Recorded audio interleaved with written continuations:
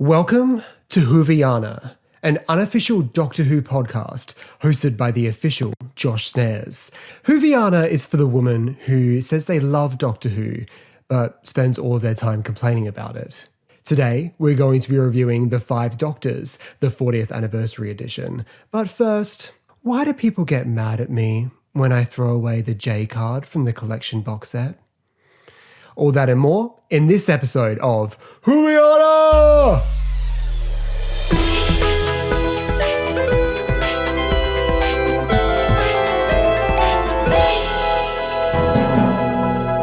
Welcome to my brand new podcast, Whoviana. I feel like Whovian has a really negative connotation, people hate the word. So I thought about why not make it a bit more fun, Whoviana. Whovian, lame, sad, generic, been done a million times, but Whoviana, camp, beautiful, stunning. So I thought we'd just give a new direction on the word. Let's reclaim it. Because I feel like I've always referred to myself as a Doctor Who fan rather than a Whovian. I don't really see the big hatred towards the term, but Whoviana, yeah, I think I'm going to tell people I'm a Whoviana because it's camp. Another reason why I made this podcast was because I was asked to leave Twitter.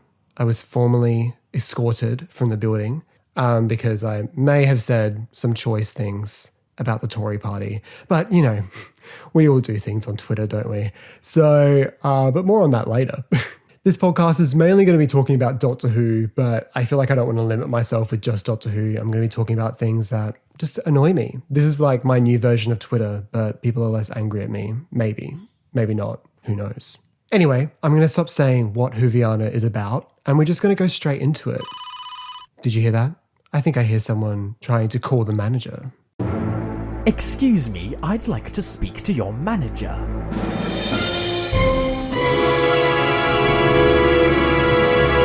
Welcome to The Full Karen, a segment where I complain about something Doctor Who related or completely unrelated. It's my podcast, my rules. And if you don't like it, I'll speak to your manager. So, today I want to talk about the Doctor Who collection range, specifically the J card. So these collection sets are Blu-rays of newly remastered copies of classic Doctor Who. And by newly remastered, I mean standard definition, but it doesn't look as standard definition, it looks cleaner. So it's not proper HD. Doctor Who was rarely shot on film. Mainly their location stuff is shot on film, but not all of it survives. It's a long story, babes. We're not going into it. We're talking about the J cards, aren't we? So today I want to talk about the J cards. So a while ago, I put on Twitter, which I'm not on Twitter anymore, but we're going to go into that later. And I posted that I was throwing out the J card, which comes with the collection sets. So these J cards are a little slip cover that comes on the set. So it's not a part of the actual package, but to some people, it's life or death. So I throw mine out because, to me, I don't feel like I need it. It's getting in the way of me accessing the discs right then and right now. And, I'm a busy lady. I've got things to do, babes. I haven't got time to take J cards off all willy-nilly, all right? So I decided to just throw them out. And I did it from the very first one. So I don't have any of the old ones. I used to keep them for a little bit because I'm people online are really upset that I'm throwing away these J cards. So maybe I'll just put them away in a little box and keep them. And then when I was moving out, I was like, why am I even keeping them? They're in a box that I'm never going to open. Just bin them. So I did. I'm all for safe sex, but I'm going to be raw dogging these collection sets. I'm not putting the J card condom on, okay? We're not doing it. I've got things to do. So we got to get to the business. So what I want to know is, why are people so mad about what I do in the comfort of my own home? No one's going to know. If I didn't post it, no one would know that I threw away that J card. No one who's upset, viscerally upset that I did this to them would have even known. I could grab the Invasion of the Dinosaurs DVD, get a knife and fork, cut it up and eat it, and no one's going to know.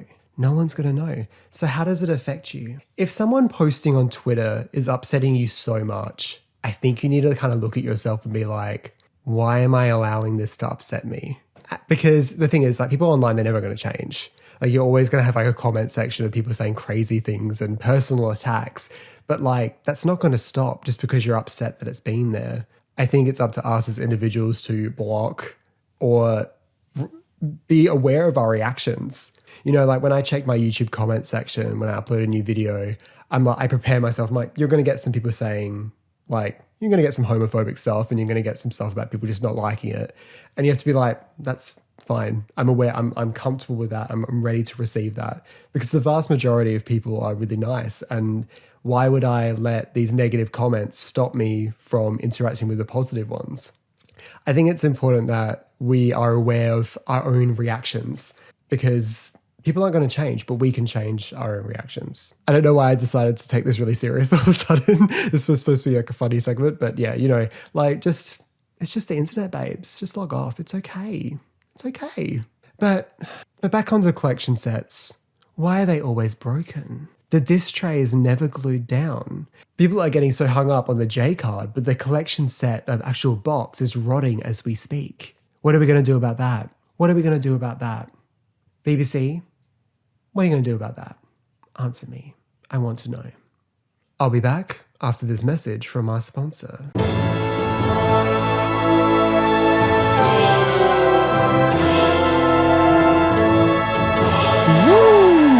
Today, we're going to be discussing the Five Doctors 40th Anniversary Edition, which is a brand new edit that is exclusive to the Doctor Who Season 20 Collection box set. This new edit has 2 new sound mixes, a 5.1 surround sound and a Dolby Atmos edit as well. I couldn't figure out how to do the Dolby Atmos. I just did 5.1 surround sound, which sounded fine on my soundbar.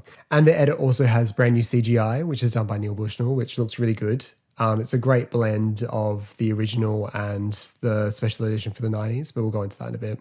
And the story was originally shot on 16mm film, all of the location stuff was. And so it's been given a brand new remaster. They've rescanned all the film footage and it looks really, really crispy and nice. So I definitely recommend, if you're into that type of thing, check out this set. It looks great. One of my biggest critiques about the classic series is that it's shot on videotape, which a lot of people love. A lot of people love that videotape look. But for me, I feel like it's a reason why the classic series is so unapproachable to new viewers. I think I even heard Russell T Davies talking about this once, where he talked about how like the original Star Trek shows still hold up and that people can watch them a bit more easily than something like Doctor Who, because it was shot on film and it's a single camera setup and it's a bit more dynamic with how it looks. Whereas Doctor Who looks quite low quality and it's shot on like multi-camera setup and it's a bit like a soap opera in that sense. And it's a bit weird to have a science fiction show shot like that. Many people see that as an endearing viewpoint of Doctor Who. But I feel like if you're a new series fan and you wanted to try the classic series, getting used to the pacing, getting used to the way it's shot and the way it looks and how cheap it is really difficult. And I think Doctor Who looks even cheaper because it's shot on videotape. But that's a long conversation for another day. But the reason why the Five Doctors is a great way to get into the classic series is because it was mainly shot on film, all the location stuff. Not the stuff in studio, but the stuff on location. So, which is quite a lot. Like, a lot of this story was shot on location, so it looks really, really nice. The Five Doctors is one of my favorite classic series stories. It's one of the first ones I ever watched. I think it is a great taster, a little palette of all the first Five Doctors. So if you're brand new to the classic series, it's a great way of being like, oh, I like that Doctor, or I like what they're doing. I like their performance, and maybe I'll check out some of their other stories. It gives you a little debrief on like Daleks, Cybermen, and all the different classic series monsters that feature in that story. And I think it's a really, really good jumping on point. So if you haven't tried the classic series, start with the Five Doctors. I think you'll be in for a lot of fun. So what is the Five Doctors about? Essentially, the fifth Doctor, Peter Davison, is at the Eye of Orion and he starts like fading away. And it's because all of his previous incarnations are being taken out of time and they are ending up on the Death Zone on Gallifrey. So basically, all the Doctors are coming together to figure out what's going on, and someone has summoned them there for a reason, and they all end up meeting at the tomb of Rassilon. I feel like this type of story would be really difficult to make for the new series. And I think we saw this in like The Day of the Doctor, where they really had to focus on just 2 of the new series Doctors in order to really tell a story, and then just have a quick little cameo with everybody at the end. Because back when the Five Doctors was made, there was only 5 Doctors on screen. except for Peter Cushing, which is in the movies, but we know that doesn't count, so I'm not going to go into it. But, the Five Doctors is really about, these five doctors. You can make a story out of that. And even with just five doctors, it's very bloated. There is too many characters. It's really hard to tell a succinct story. So Terrence Dicks, who wrote it, has obviously made like a very neat story where, each doctor has their little companion they go off with. They go to the death zone and they have their own little mini adventures. And then they all meet at the end and have their big doctor interaction scene, and then it's over. Because that's really the only way you could fit that many characters in one place. And also, you've got these people who are leading actors of this show who have ownership over Doctor Who. And to get all of those, I don't want to say the word ego, but, I'm going to say the word ego I'm not going to say that they're being egotistical or anything like that, but, you've got these big personalities in one room together who all feel like they own the show. That would be kind of difficult to manage. But by separating them for the majority of it, I think is a great way of giving them all their own little time to shine. But we also get the Doctor interactions that we all want as well. I also think this is a great example of why with multi-Doctor stories that have come since, like The Day of the Doctor, it's sad that you don't get a companion. Like David Tennant's Doctor at the time is traveling alone, where it would have been great if he was with Donna, for example, which is why I'm really excited about the 60th anniversary, because it's not just David Tennant coming back as a Doctor, Donna's coming back. And I felt like, for me, the companions of their eras are just as important as the Doctor. And I'm more excited about companion returns than I am about the Doctor returning, because that's how I watch the show. I identify with the companion more than I do with the Doctor. And this story is great because you've got a whole bunch of returning companions. You've got Susan, you've got Sarah Jane, you've got the Brigadier, that's it, isn't it? And you've also got a bunch of mini cameos as well. So they've really tried to celebrate the entire era with not just the Doctors, but also the companions, because they're just as important. So I think this story does a great job of celebrating the entirety of Doctor Who at that point, which would be really difficult to do now, which is why I think the 60th, if it is just like David Tennant and Donna, I think that might actually be the correct approach, because how can you really celebrate the entire show and also tell a good story? I think that's really difficult. I think just choosing little elements to celebrate the entire show is the best way of doing it nowadays, because it's just too big. Every man and their dog has played Doctor Who at this point. So, I think it's fine. So in this story, we don't have all of the Doctors returning. We have Peter Davison, obviously, as the current Doctor at the time. Tom Baker didn't return, but they have footage from Shada, which was unmade at the time, and they just slotted some of that in and made it work in context, which I think works. Then you also have John Pertwee returning, which is great. We have Patrick Troughton returning as well. But William Hartnell was obviously quite dead, so couldn't make it for obvious reasons. So Richard Hurndall played the part. And I think Richard Hurndall does a pretty good job at playing the First Doctor. I think nailing the First Doctor's character is really difficult. I think a lot of people think his Doctor's kind of just an arsehole. Yeah, he's a bit of a dick. That's a part of his character. But I don't think it's his entire character. In many ways, I prefer Hurndall's performance to David Bradley's. But I haven't really been completely sold on anyone's interpretation of the First Doctor, because I think it's just really difficult. I don't think people give William Hartnell the credit he deserves for being able to balance that being a bit rough and being very kind at the same time. It's a very difficult thing to get right. And I think people should show more love for the First Doctor.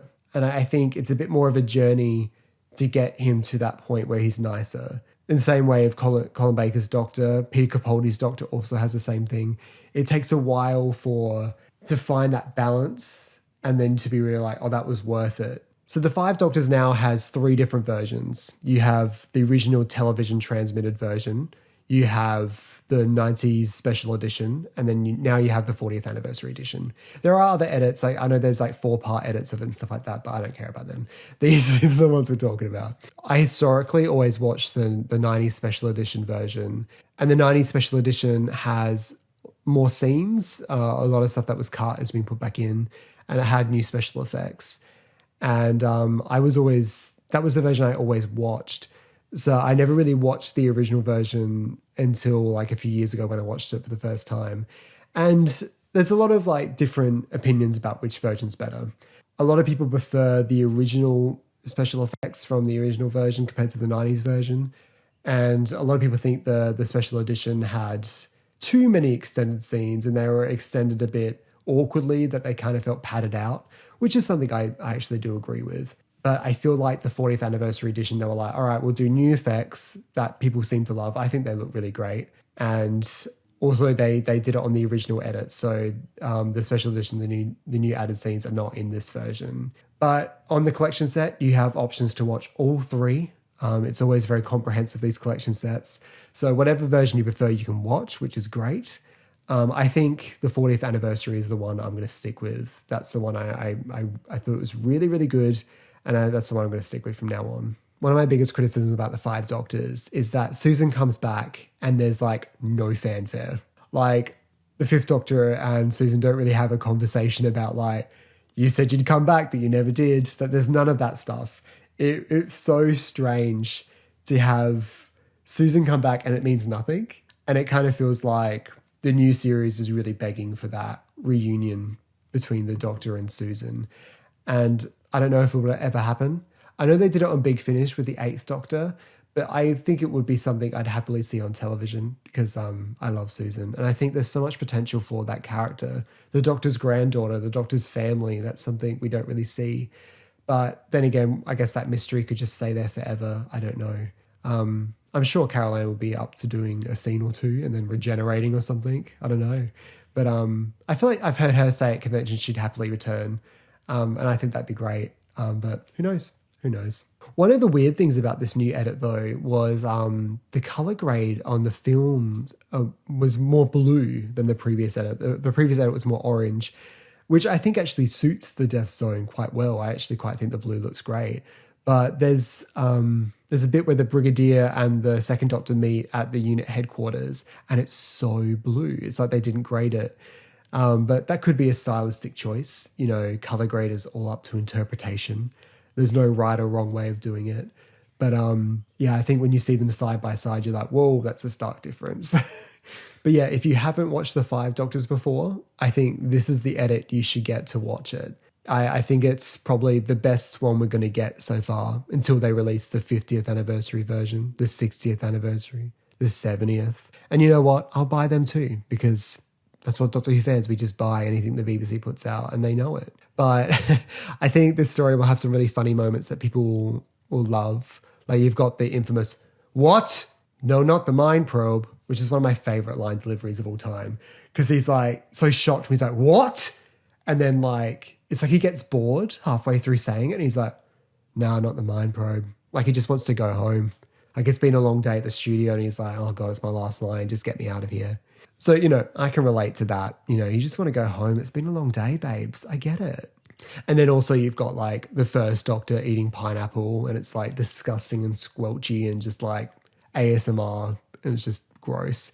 And then of course, one of my favorite bits when like Susan and Turlo and the TARDIS together and she's like, and like basically they're in danger.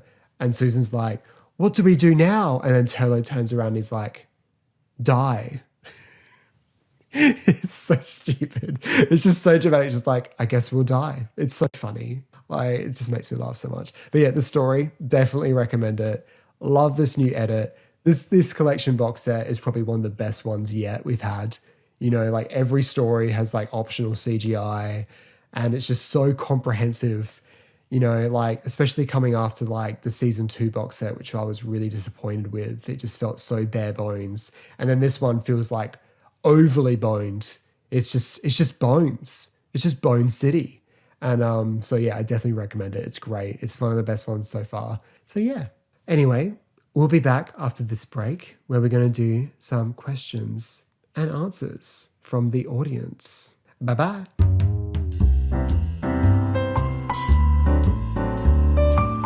This is the segment where I, Josh Snares, answers questions from the audience, which is you.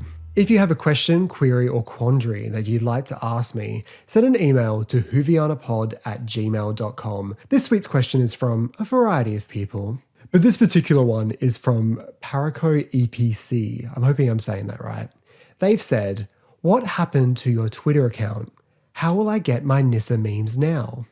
Very good question. So essentially, my Twitter account got permanently banned because I tweeted something quite aggressive about the Tory party after they were saying some quite aggressive things about trans people.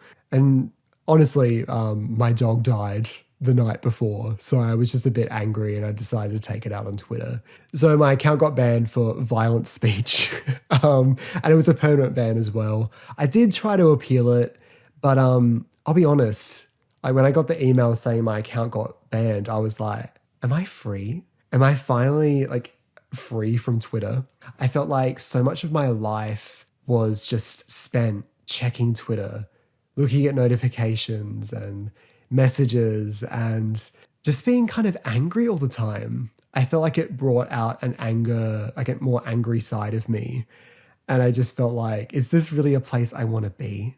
Does anyone really want to be angry all the time? I still think it's important to be clued in with what's happening in the world. And I still am. I'm on Instagram and stuff like that. So I still see stuff. But I don't think Twitter was a happy place for me. So I think it was kind of a blessing in disguise. I'll be honest, I don't regret what I said. Obviously, how I said it was because I was angry. Look, I'm a pacifist. I wouldn't hurt a fly. I'm a vegetarian, for fuck's sake. Like, come on. But I was just angry and I was really insulted by what these government people are saying about trans people. And I'm not going to stand for it. So, I think I'm entitled to my opinion just as they are, and I think they're wrong for their opinions. And I think their opinions hurt people. This next question is from Andre Oliveira. Hi Josh, everything all right? Just wanted to ask, is there a project with an 8th Doctor audio animation, specifically with Charlie? So I was working on doing an animation of The Chimes of Midnight. I finished the first episode, but I've taken a bit of a break from it. For me, with my projects, I'll get really hyper-focused and I'll do heaps and heaps and I'll just do so much and then I'll just stop. And then months later, I'll come back and I'll go straight back into it again. So the first episode is done. It's kind of just sitting on my hard drive at the moment. I don't like to release stuff until it's a full package because every single question will be like, when's the next episode? When's the next episode? And also I also don't want people to think I'm going to be releasing animations every 5 seconds.